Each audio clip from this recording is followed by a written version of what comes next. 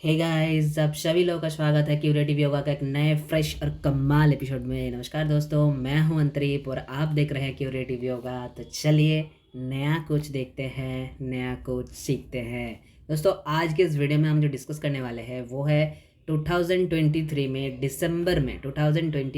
दिसंबर circle में जो paper हुआ था योग का, उस पेपर का हर एक क्वेश्चन विथ डिटेल्ड एक्सप्लेनेशन हम आज यहाँ पर प्रैक्टिस करने वाले हैं। उस ईयर का जो हर एक क्वेश्चन था, पेपर 2 में 100 क्वेश्चन, 100 के 100 क्वेश्चन ही हम यहाँ पर प्रैक्टिस करेंगे विथ डिटेल्ड एक्सप्लेनेशन के साथ। वो हर एक क्वेश्चन जो है हम यहाँ पर प्रैक्टिस करने वाले हैं। ठीक है, तो चलिए जल्दी से आगे बढ़ते हैं इस वीडियो में। और ये वीडियो जो है टोटल 10 पार्ट में बनने वाले, क्योंकि हर एक पार्ट में 10 क्वेश्चन होगा। हर एक वीडियो में मेरा 10 क्वेश्चन होगा। ठीक है, तो ये उस पार्ट का पार्ट 1 है। ये इस जो सीरीज़ हम चलाने वाले हैं, ये सीरीज़ का ये पार्ट 1 वीडियो बनने वाले हैं। ठीक है, ये पार्ट 1 वीडियो है। इसके बाद और 9 पार्ट इसका आएगा बैक टू बैक। ठीक है, तो चलिए आज 1 से लेकर 10 क्वेश्चन को हम यहाँ पर डिस्कस करते हैं। सबसे पहला क्वेश्चन क्या है, देखिए सबसे पहला क्वेश्चन ही आ गया है एक टेबल। अब आपके क्वेश्चन पेपर में ये पहला नहीं भी हो सकता है, तो यह क्वेश्चन आईडी मेंशन कर दी मैंने। आप क्वेश्चन आईडी से जाकर चेक कर सकते हो आपके पेपर में क्वेश्चन कहाँ पर है। ठीक है, तो चलिए सबसे पहले जो है ये पहले तो ये इतना आइडेंटिफाई करो कि ये क्वेश्चन जो है ये कहाँ से लिया गया है। ये क्वेश्चन जो है वो पतंजलि योग दर्शन से लिया गया है। ये तो सभी को पता चल रहा है कि क्वेश्चन जो है वो PYS से लिया गया है, पतंजलि योग दर्शन से वो लिया गया है। ठीक है, अब यहाँ पर आपको मैच करने के बारे में बोला जा रहा है। मैच करने पे सबसे पहला देखो, सबसे पहले आपको बताया गया है महाव्रत। अब यहाँ पे पाद, हर एक पाद की नाम दे दी, यानी ऐसी क्वेश्चन हर एक बार बनते हैं। हर एक टाइम ये क्वेश्चन आया हुआ है। आपको कोई श्लोक दे देगा या तो फिर आपको कंसेप्ट बताया हुआ होगा, कंसेप्ट का नाम सिर्फ, और आपको बोलना पड़ेगा कि ये कंसेप्ट जो है वो कौन से पाद से लिया गया है। जैसे यहाँ पर आपको दिख रहा है कि महाव्रत, महाव्रत के बारे में कहाँ कहाँ कहाँ बताया गया है पतंजलि योग दर्शन में। महाव्रत व्रत के बारे में जो बोला गया है वो साधन पाद के अंदर ऐसी डिस्कशन हुई है। महाव्रत की जो कंसेप्ट है वो साधन पाद में ऐसा बताया गया है, यानी एक का दो होना चाहिए। अब देखो इसको ना, जैसे इस तरीके की जो क्वेश्चंस होता है तो यहाँ पर एलिमिनेशन मेथड ज़रूर यूज़ करना। एलिमिनेशन मेथड मतलब क्या है, एक का दो होना चाहिए, इतना तो हम कंफर्म हो गए अभी। तो यहाँ पर एक का दो नहीं है, मतलब ये हमारा आंसर नहीं हो सकता। यहाँ पर भी एक का 3 है, मतलब ये भी हमारा आंसर नहीं हो सकता। तो चलो दो आंसर को तो हमने मिटा दिया। अब हमारे पास 50-50 लाइफलाइन बची हुई है, यानी 2 ऑप्शन सब बची हुई है।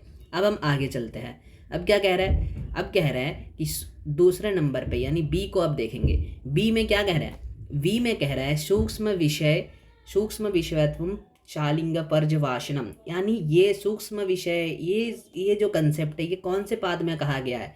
ये सूक्ष्म विषय के बारे में, स्थूल विषय के बारे में, ये हर एक चीज़ जो है सूक्ष्म विषय पर ध्यान करने की बात, संयम करने की बात बोली गई है, स्थूल विषय पर करने की बात बोली गई है पतंजलि में। ये सब यूनिट 1 यानी समाधि पाद में बोला गया है। यूनिट 1 यानी समाधि पाद में बोला गया, यानी बी का हो जाएगा 4। तो अब देखो इन दोनों में बी का 4 किस में है भाई, दोनों में ही है, दोनों में ही है बी का 4। तो चलो अब आगे बढ़ना होगा। तो फिर अभी आगे बढ़ना होगा क्योंकि दोनों में ही है। यहाँ पर तो हम कुछ नहीं कर सकते ना कि जब दोनों में ही है। मैं ये मिटा देता हूँ तो आप लोगों को आसानी हो जाएगा देखने में।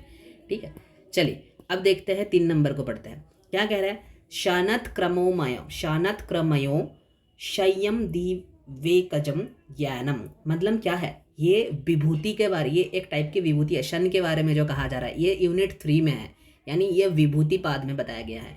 ये जो कंसेप्ट है ये विभूति पाद में बोला गया है, शानत क्रमोमयो, ये जो कंसेप्ट है क्रमयो। ठीक है, ये जो कंसेप्ट है ये विभूति पाद में, PYS की पतंजलि की विभूति पाद में ये बातें जो है वो बताया गया है, यानी सी का आपका हो जाएगा 1। सी का आपका हो जाएगा 1। अब देखो जैसे ही हमने सी का 1 निकाला, अगर सबसे पहले हम सी का 1 हमें पता होता ना, अगर सबसे पहले हम चारों पढ़ लिया होता, सी का 1 अगर सबसे पहले पता होता तो सी का 1 देखो एक ही ऑप्शन में है, यही हमारा ऑप्शन बन जाता। बाकी कुछ पढ़ने की जरूरत, चाहे आपको पता हो या ना हो आपका आंसर सही हो जाएगा। फिर देखो परिणाम, इतना तो सभी को पता है, कुछ पता हो या ना हो, परिणाम के बारे में जो है वो कैवल्य पाद में बताया हुआ है। परिणाम के बारे में जो है कैवल्य पाद में बताया। अब इतना भी आपको पता है डी का 3, तो भी देखो आपके एक ऑप्शन से आंसर बन जाता, बाकी आपको पढ़ने की ज़रूरत भी नहीं है, बाकी चीज़ें आपको पढ़ने की ज़रूरत भी नहीं है। ठीक है, तो जब भी इस टाइप की क्वेश्चन आए, चाहे आपको सारी चीज़ें पता हो या ना हो, कोई फ़र्क नहीं पड़ता, घबराने वाली कोई चीज़ होता भी नहीं है इसमें। ठीक है, इसमें क्या करना पड़ता है, पहले चारों ऑप्शन को पढ़ो। इस साइड के चारों ऑप्शन को पहले पढ़ो।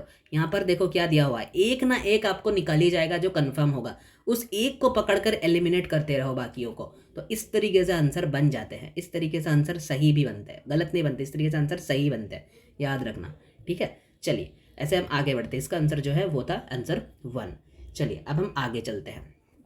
अब कह रहे हैं कि छांदोग्य उपनिषद के अनुसार उद्गीत हैं, चारों ऑप्शन है। छांदोग्य उपनिषद के अनुसार उद्गीत क्या है, ये डायरेक्ट क्वेश्चन पूछा है, इसमें आप एलिमिनेट नहीं कर सकते, ये आपको पता होना चाहिए। इस टाइप के जो क्वेश्चन है इसके लिए आपको पढ़ना होता है डेप्थ में। तो जो बच्चे पढ़ते हैं डेप्थ में, जो रेगुलर क्लासेस करते हैं, उनके लिए ये क्वेश्चन सही है, उनके लिए क्वेश्चन पता भी है उन लोगों को। छांदोग्य उपनिषद में उद्गीत को सीधा सीधा ऐसा मेंशन करी गई है भाई, ये नेत्र है। उद्गीत को छांदोग्य उपनिषद में सीधा सीधा नेत्र करके मेंशन करी गई है। ठीक है, तो यहाँ पर आप बोलोगे सर यहाँ पे एलिमिनेशन मेथड कैसे लगाए, यहाँ पर नहीं लगा सकते। हर एक जगह हर एक टेक्निक काम नहीं आता, कई चीज़ों के लिए पढ़ना भी पड़ता है। ठीक है, तो ये उस टाइप की क्वेश्चन है जो आपको पता होना ही चाहिए। अगर नहीं पता है तो आप नहीं कर सकते हो। इसलिए डिटेल में जो उपनिषद जैसे कोर्स में डिटेल में जब पढ़ाया जाता है तो उसमें नोट्स में ये मेंशन होता है, हमारे वो नोट्स में मेंशन होता है कि छांदोग्य उपनिषद में उद्गीत को जो है वो नेत्र कहा गया है, नेत्र। ठीक है, ये हो गया आपका आंसर 2। अब चलिए अब आगे बढ़ते हैं तीसरा क्वेश्चन पर, यह है हमारे थर्ड क्वेश्चन। थर्ड क्वेश्चन को पढ़िए, असर्शन रीजन वाला क्वेश्चन है। क्या कह रहा है, मन को विलय होने पर विष्णु के परम पद की प्राप्ति होती है। मन जब विलय हो जाता है, यानी मन जब पूरी तरीके से लय हो जाती है मन की, तो क्या कह रहा है कि महाविष्णु जो है उनके परम पद यानी उनके परम धाम की प्राप्ति हो जाती है। ये बात सही है कि नहीं है, पहले इतना बता दो, ये बात सही है कि नहीं है। हाँ जी, ये बिल्कुल सही है, ये बात बोली गई है, ये बिल्कुल सही बात है। फिर रीजन क्या बोल रहा है, रीजन बोल रहा है कि चंद्रमा के सदृश यानी चंद्रमा की तरह दिखती हुई कांति वाले, चंद्रमा की सदृश कांति वाले महाविष्णु, यानी महाविष्णु की ये उपमाएं हैं। महाविष्णु कैसी है, चंद्रमा के सदृश है, चंद्रमा की तरह कांति वाले हैं। ठीक है, महाविष्णु का विनयान्वित होकर ध्यान करना चाहिए, यानी ध्यान की विधि। ऐसा भी ये डिटेल में वही बातें हैं जो लिखी हुई है, ये बिल्कुल दोनों बातें वही बात कर रहा है जो लिखा हुआ है उपनिषद में, ये बिल्कुल वही बात है। ठीक है, ये बिल्कुल वही बात है। तो ये दोनों बात तो बिल्कुल सही है, ऐसा तो हमारे एक टेक्स्ट में कहा गया है भाई। लेकिन इन दोनों सेंटेंस को ज़रा पढ़ो ध्यान से, और इन दोनों सेंटेंस के बीच में अगर पहला सेंटेंस बोलने के बाद आप यहाँ पे अगर रीजन लगा के दूसरा सेंटेंस पढ़ोगे या फिर क्योंकि लगाकर अगर दूसरा सेंटेंस पढ़ोगे, तो क्या आपका आंसर बन रहा है, क्या आपका आंसर ये बन रहा है? बिल्कुल भी नहीं बन रहा है, ये बैठेगा ही नहीं। अब क्योंकि लगा के पढ़ के देख लो, ये आंसर बैठेगा नहीं। लेकिन मतलब क्या है कि ए भी सही है, आर भी सही है, लेकिन ए जो है आर जो है वो ए का सही व्याख्या नहीं है, सही व्याख्या ये नहीं है। ठीक है, तो इसका आंसर जो होगा वो आंसर 2 हो जाएगा, इसका जो आंसर है वो आंसर 2 हो जाएगा। ठीक है, चलिए इसी के साथ आगे बढ़ते हैं नेक्स्ट क्वेश्चन पर। क्या कह रहा है, हठ रत्नावली के अनुसार खेचरी मुद्रा के अभ्यास में गोमांस भक्षण का क्या अर्थ है? गोमांस भक्षण का अर्थ ये नहीं है कि गोमांस खाने के लिए बोल रहा है। गोमांस भक्षण का अर्थ ये होता है कि जो अमरवर्णी रस पीने के लिए बोला जाता है, अमरवर्णी रस पान करने के लिए बोला जाता है, उससे संबंधित है गोमांस भक्षण। ठीक है, यानी आपके जिह्वा जो है उसको जब हम उल्टा करके तालू में लगाते हैं, जैसे हम खेचरी मुद्रा जो अडॉप्ट करते हैं, खेचरी मुद्रा अडॉप्ट करने के बाद जो अमरवर्णी रस है उसको पीने के लिए बोला गया है, अमरवर्णी रस को पीने के लिए बोला गया है।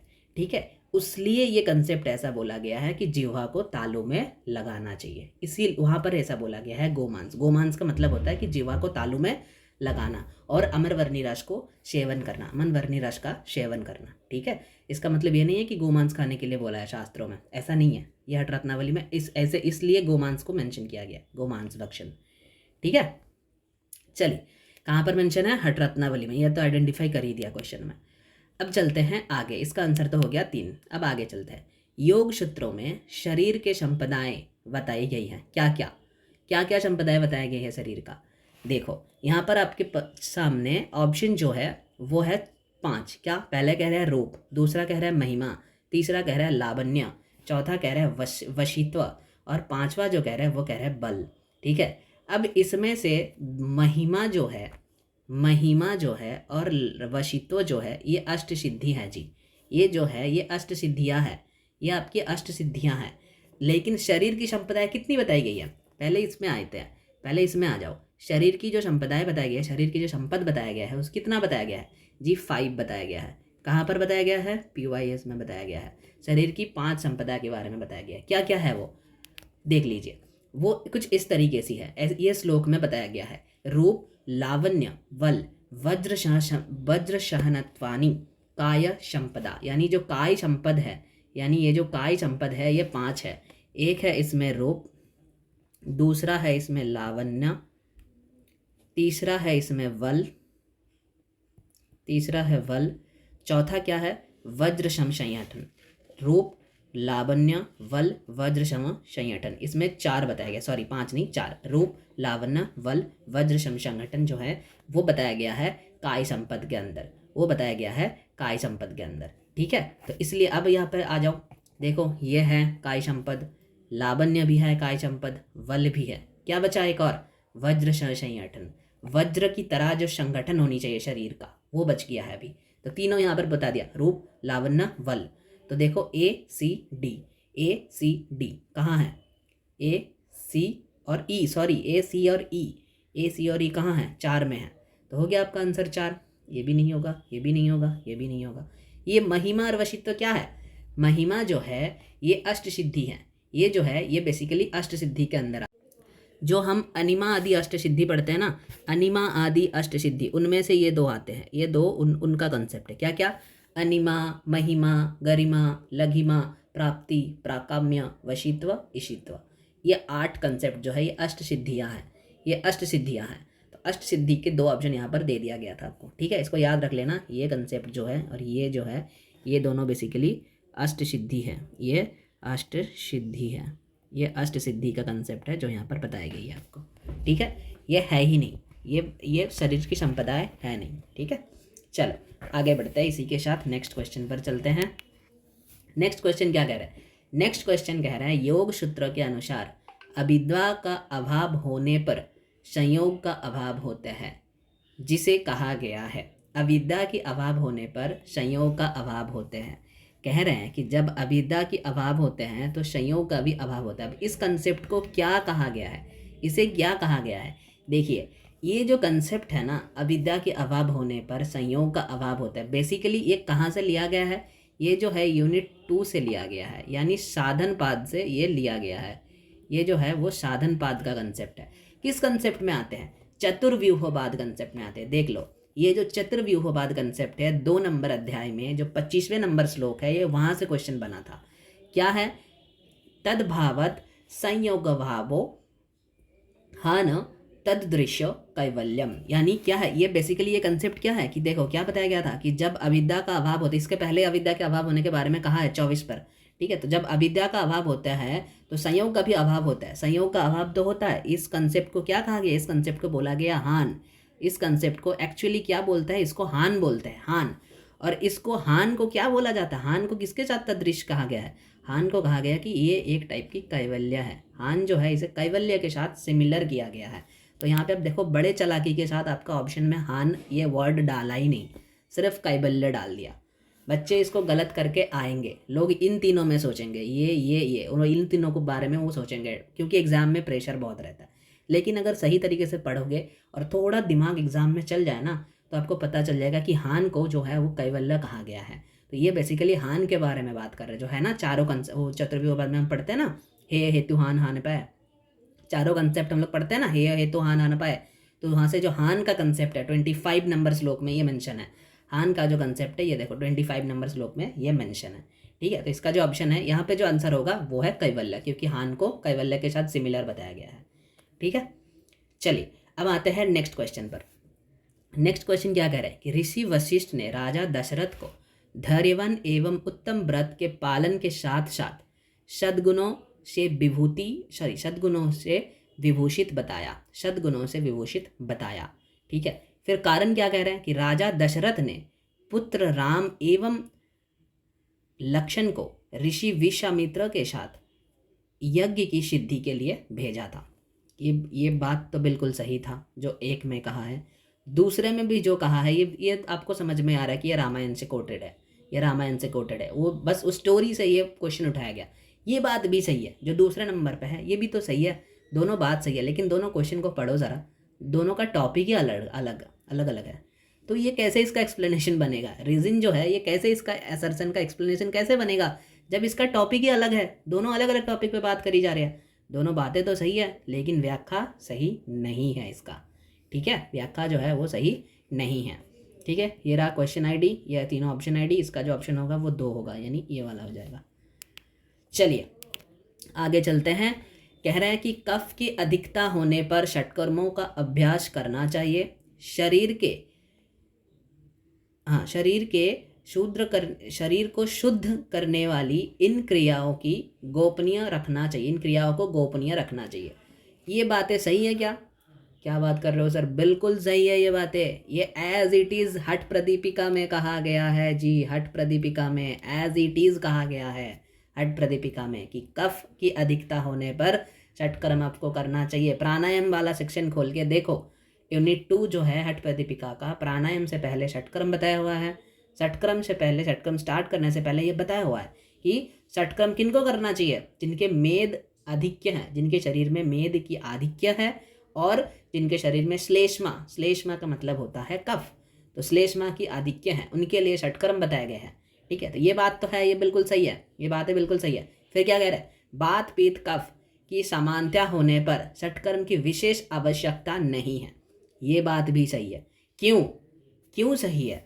ये यहाँ पर क्या बोला गया, विशेष आवश्यकता नहीं है। अगर बोल देता कि बात पित्त कफ की समानता होने पर षटकर्म नहीं करना चाहिए या करना उचित नहीं है, तब ये स्टेटमेंट गलत हो जाता, क्योंकि कॉन्ट्राडिक्टेड कहीं पर भी नहीं बोला गया है। कर सकते हैं लेकिन विशेष आवश्यकता नहीं है, ऐसा कहा है कि विशेष आवश्यकता नहीं है, तो फिर ये सही है। तो ए भी सही, आर भी सही। अब एक्सप्लेनेशन सही है क्या? अगर स्टेटमेंट यहाँ तक होता, यहाँ तक, तो ये एक्सप्लेनेशन सही बनता। क्यों? देखो, कफ की अधिकता होने पर षटकर्म का अभ्यास नहीं करना चाहिए क्योंकि वात पित्त कफ की समानता होने पर, षटकर्म का अभ्यास करना चाहिए क्योंकि वात पित्त कफ की जो समानता होने पर षटकर्म की विशेष अधिकता नहीं है, आवश्यकता नहीं है।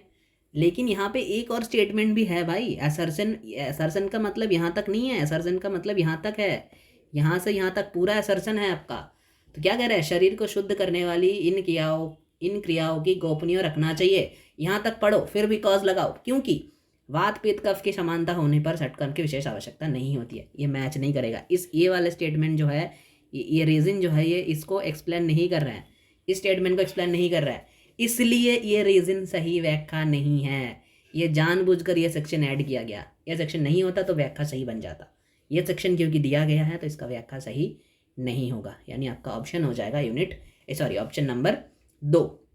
आपका ऑप्शन हो जाएगा ऑप्शन नंबर 2। ये देखो, इस श्लोक में ये दिया हुआ, मैंने श्लोक यहाँ पर मेंशन कर दिया। ये दूसरे अध्याय का 21वें नंबर श्लोक है, 21 नंबर श्लोक जो है, जहाँ पर ऐसा बताया जाता है कि मेद श्लेष्मा अधिका, मतलब मेद अगर श्लेष्मा इनकी अगर अधिकता हो जाए शरीर में तो षटकर्म के अभ्यास करना चाहिए प्राणायाम से पहले इनको समदोषों में लाओ, पहले इन तीनों दोषों को समानता पर लेके आओ, फिर प्राणायाम में जाओ, ठीक है। तो ये आपको हठ प्रदीपिका का है, ये हठ प्रदीपिका का श्लोक नंबर मैंने डाल दिया यहाँ पर, ठीक है। चलो अब आगे बढ़ते हैं नेक्स्ट क्वेश्चन पर। क्या कह रहे हैं, नेक्स्ट क्वेश्चन कह रहे हैं मूलाधार अविरति। फिर से एक ब्लॉक डायग्राम वाला क्वेश्चन दे दिया, फिर से एक आपको ऐसे क्वेश्चन दे दिया डायग्राम वाला। बताओ, मैच करना है आपको, इस सूची 1 सूची 2 मैच करना है। बताओ, पहले कह रहे हैं मूलाधार, दूसरा कह रहा है अविरति, तीसरा कह रहा है स्वादिष्ठान चक्र, चौथा कह रहा है अभिनिवेश। फिर सूची 2 में क्या बताया जा रहा है, सूची 2 में बताया जा रहा है 6 दल, क्लेश, अंतराय या 4 दल। अब बताओ क्या है, अविरति क्या है? सबसे पहले देखो, सबसे पहले इसको कर लो, अविरति क्या है? अविरति जो है वो एक अंतराय है, आपको इतना पता है। बी का 3, अब देख लो, बी का 3 इसमें नहीं है, बी का 3 इसमें नहीं है, मिटा दो, दोनों में है, लास्ट दोनों में, ठीक है। चलो, बी का 3 है, ए का 4 दिया ही हुआ है दोनों में, मतलब ए का 4 होगा ही होगा। ए का 4 आप इस यहाँ से आपको पता चल गया, यहाँ से आपको पता चल गया कि ए का 4 होता, मैंने बताया नहीं, ऑप्शन में दिया हुआ है, ठीक है। हमने सिर्फ बी का 3 देखा, वो हम कंफर्म थे, तो एक क्वेश्चन इन्होंने बता दिया। अब आपको सी और डी ढूंढना है। सी और डी का आंसर एक निकलते ही मिल जाएगा। डी को ढूंढ लो पहले। अभिनिवेश क्या है? अभिनिवेश जो है वो एक क्लेश है, यानी डी का जो आंसर है वो आपका हो जाएगा 2, यानी ये आपका करेक्ट आंसर हो गया। चलो, ये आपका करेक्ट आंसर हो गया। ठीक है। लेकिन क्योंकि हम प्रैक्टिस कर रहे हैं तो एक बार इसको पढ़ भी लेते हैं, इस कंसेप्ट को एक बार पढ़ लेते हैं। क्लेश, यहाँ पे तीनों कंसेप्ट के बारे में बताया गया। एक तो है क्लेश, दूसरा कंसेप्ट जो है वो है अंतराय, और तीसरा कंसेप्ट कि कितने दल होते हैं हर एक चक्र में, षट चक्र में कितने दल होते हैं। तो इन तीनों कंसेप्ट को एक बार पढ़ भी लेते हैं। आंसर तो है वो 3 है। क्लेश क्या क्या है हमारे? 5 है, अविद्या, अस्मिता, राग, देश, अभिनिवेश। 5 क्लेश के बारे में बताया गया है, ठीक है। फिर आते हैं अंतराय। अंतराय कितनी है? अंतराय जो है वो 9 अंतराय है जी। क्या क्या? पहला है व्याधि, स्तन, संशय, प्रमाद, आलस्य, अविरति, भ्रांति दर्शन, अलब्ध भूमिकत्व, अनावस्थित तत्व, ठीक है। फिर आते हैं षट चक्र पर। षट चक्र कितने हैं? मूलाधार, स्वाधिष्ठान, मणिपुर, अनाहत, विशुद्ध, आज्ञा। एंड सहस्रार को षट चक्र के अंदर काउंट नहीं करी जाती है, ये 7वां है, इसको काउंट नहीं करी जाती, ये अलग है। उसके बाद आते हैं सहस्रार। तो अगर दल देखा जाए इसमें तो दल कितने कितने हैं हर एक चक्र? दल कितने कितने हैं? मूलाधार में जो है वो 4 दल हैं, स्वाधिष्ठान में जो है 6 हैं। देखो 4, उसके बाद 2 और 4 ऐड करते जाओ, 4 उसके साथ 2 ऐड कर दो, 2 ऐड कर दो, इसका आ जाएगा 6, इसके साथ 4 ऐड कर दो, इसके साथ अब 4 ऐड कर दो, देखो ये आ जाएगी, इसके साथ फिर से +2 कर दो, ये आ जाएगी, इनके साथ फिर से +4 कर दो, +4 कर दो, यहाँ पर ये आ जाएगा। अब नीचे 2 आपको याद रखना पड़ेगा, ये है आज्ञा जो है वो है 2, और सहस्रार जो है वो है 1000। यहाँ पर 1000 पेटल्स होते हैं। सहस्रार में जो है वो 1000 पेटल्स होते हैं, आज्ञा में जो है वो 2 पेटल होते हैं, विशुद्धि में 16। मूलाधार से लेकर विशुद्धि इस फॉर्म में चलो, 2 4 2 4 ऐड करते जाओ। पहला है 4, मूलाधार में 4 है, उसके बाद 2 ऐड कर दो तो बन गया 6, उसके बाद 4 ऐड कर दो बन गया 10, उसके बाद फिर से 2 ऐड करो 12, फिर से 4 ऐड करो 16, हो गया। अब आता है आज्ञा और सहस्रार, आज्ञा में 2, सहस्रार में 1000। इतना याद रख लोगे, ये क्वेश्चन कभी भी गलत नहीं करके आओगे, कभी भी कहीं पर भी गलत नहीं करके आओगे। तो वहाँ पर आपको क्या क्या पूछा था, क्या क्या पूछा था? देखो मूलाधार पूछा था, 4 हमारे स्टार्टिंग कहाँ से होती है? 4 से होती है। मूलाधार सबसे पहली है, मूलाधार सबसे पहली है तो स्टार्टिंग कहाँ से होती है? 4 से। तो देखो 1 का 4, 1 का 4 कर लो, देखो इन दोनों में है। ऐसे भी अगर आप करोगे, स्वाधिष्ठान मूलाधार उसके बाद ही है स्वाधिष्ठान, यानी 4 उसके बाद 6, तो चलो स्वाधिष्ठान में 6 है, मतलब सी का 1, सॉरी हाँ सी का 1, तो सी का 1 इसी में, मतलब हो गया हमारा आंसर। देखो ये भी गलत, ये भी गलत, ये भी गलत, यहाँ से भी आंसर निकल सकते थे, ठीक है। तो जो भी चीज़ें आपको पता है आप कंफर्म हो, पहले उस बेसिस पर पकड़ लो, फिर एलिमिनेट करते रहो। तो इस तरीके की जो आंसर आप करते हो इस टेक्निक लगाकर, वो आंसर 100% सही होगा, गलत होने की चांसेस ही नहीं है, ठीक है। ये क्वेश्चन ऐसा नहीं है कि आपको हर एक चीज़ों के बारे में पता होनी चाहिए। क्वेश्चन कई बार आसान भी दी जाती है, लेकिन आपको टेक्निक पता होना चाहिए कि कैसे सॉल्व करी जाती है क्वेश्चन। ये क्वेश्चन देख के डरने वाली कोई बात नहीं है, ठीक है। चलिए, तो ये है आपका आज का लास्ट क्वेश्चन, 10वां क्वेश्चन है, ये 10 नंबर क्वेश्चन है, इसको सॉल्व कर लीजिए। देखिए क्या कहा जा रहा है, ये टीचिंग एप्टीट्यूड का क्वेश्चन है, इसलिए मैंने इसको इंग्लिश में डाल दिया, क्योंकि टीचिंग एप्टीट्यूड जो है वो इंग्लिश में देखना ज़्यादा आसान होता है। क्या कह रहा है कि इन द प्रेजेंट पर्सपेक्टिव, अभी जो प्रेजेंट पर्सपेक्टिव चल रहा है इसमें, which teaching method is emphasised in the education system. अभी का जो टीचिंग एजुकेशन सिस्टम है, अभी का जो एजुकेशन सिस्टम, उसमें कौन सा एजुकेशन प्रणाली है, कौन सा मेथड है, टीचिंग मेथड जो है जिस पे सबसे ज़्यादा बल दिया जाता है, जिसमें सबसे ज़्यादा बल दिया जाता है, कौन सा है? वो जो है वो है स्टूडेंट सेंटर्ड अप्रोच, वो जो है वो है स्टूडेंट सेंटर्ड अप्रोच। यानी इसका आंसर जो है वो हो जाएगा आंसर 2। टीचर सेंटर्ड मतलब क्या है? जो टीचिंग बोले जा रही है, ये पेडागोजी लर्निंग होती है, ये बेसिकली पेडागोजी होती है टीचिंग सेंटर, ठीक है। यूनिवर्सिटी सेंटर्ड कुछ नहीं होता। टेक्नोलॉजी सेंटर्ड को अब हर जगह में टेक्नोलॉजी सेंटर्ड नहीं होता है। सबसे जो चीज़ें सबसे बड़ी होती है, सबसे ज़्यादा जिस पर महत्व दी जाती है अभी, वो है student centred approach. Student centred यानी स्टूडेंट के अनुसार पढ़ाना, स्टूडेंट सेंटर्ड अप्रोच इसी को कहते हैं, ठीक है। तो चलिए, इसी के साथ इसका आंसर 2 है, ये आप लोगों ने देख ही लिया। तो इसी के साथ आज का ये जो वीडियो है, या इसको हम यहीं पर ख़त्म करते हैं, यहीं पर इस वीडियो में अंतिम करते हैं। फिर मिलते हैं आप लोगों के साथ एक नेक्स्ट वीडियो में, तब तक के लिए stay happy, stay healthy and keep doing yoga. धन्यवाद।